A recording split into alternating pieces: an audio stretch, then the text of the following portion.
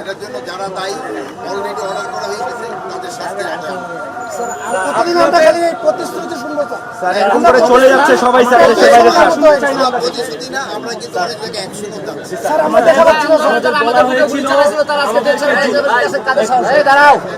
আমাদেরকে বলা হয়েছিল আমাদের জুলাই বিপ্লবের ঘোষণাপত্র দেওয়া হবে, সেটা আমাদেরকে দেওয়া হবে। আমরা আহত আছি, আমরা আন্দোলনে অংশগ্রহণ ছিলাম, আমাদের জীবন নিরাপত্তাহীনতায় ভুগতেছে। আপনারা দেখছেন আমরা তো জেলা পর্যায়ে আছি, আমাদের শীর্ষ পর্যায়ে যারা হাসপাতাল সহ তাদের লাইফ নিরাপত্তাহীনতায়। হাসপাতালের সাথে যারা কি করছে, আমাদের হাসপাতালের সাথে ঘটনা ঘটার সাথে সাথে কথা হয়েছে। ওই দিন রাত্রে কিন্তু আমরা 54 জন আইনের আওতায়। আপনারা গ্রেপ্তার করতেছেন কিন্তু বিচার হচ্ছে না কেন? তাদেরকে আবার বাইরে হয়ে ঘুরে বেড়াচ্ছে কেন? বিচারটা হচ্ছে না, কিন্তু বিচার কিন্তু কিছুদিনের ভিতরে, যেহেতু বিচারের একটা প্রসিডিউর আছে, কিন্তু বিচারটা আমার হাতে। আমরা ওই জন্য সংস্কার চাচ্ছিলাম স্যার, সেইটারও আপনারা আমাদের সঙ্গে সংস্কারের ক্ষেত্রে তো একটা সংস্কার কমিশন কাজ করবে। রাষ্ট্রকে পাহারা কে দিচ্ছে?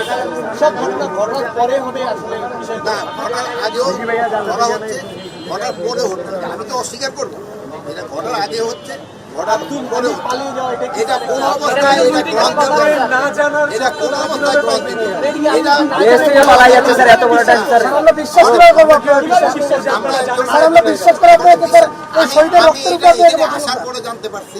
আমি সাথে সাথে এটার সাথে যারা যারা কনসার্ন তাদের সাথে কথা বলছি।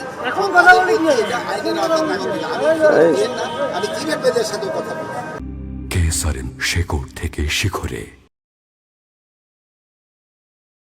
স্যার একজন প্রবাসী একটার বেশি যদি 2টা মোবাইল নিয়ে আসে, ইমিগ্রেশন পুলিশ সেটা ধরে ফেলে একদম মুহূর্তে।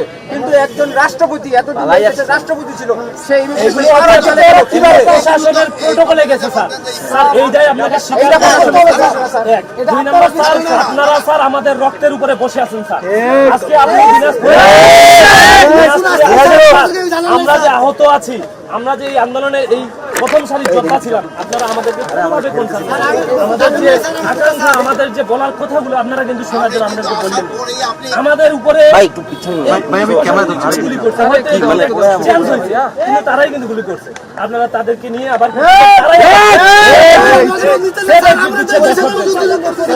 এইটা কতদিন চলবে আর কি স্যার? মানে এটা কতদিন চলবে? এটা তো আমার 2 দিনে তো আপনি শেষ করতে পারবেন। জি স্যার, আমরা যখন দেখবো স্যার আপনাদের কথাগুলো সব বুঝতেছি স্যার। পরিস্থিতি থেকে কি একটু উন্নতি হয়েছে কিনা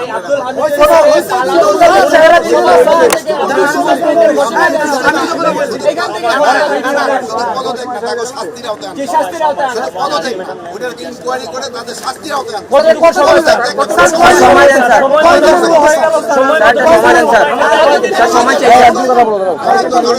আসার পরে আমি তো এখানে আসার পরে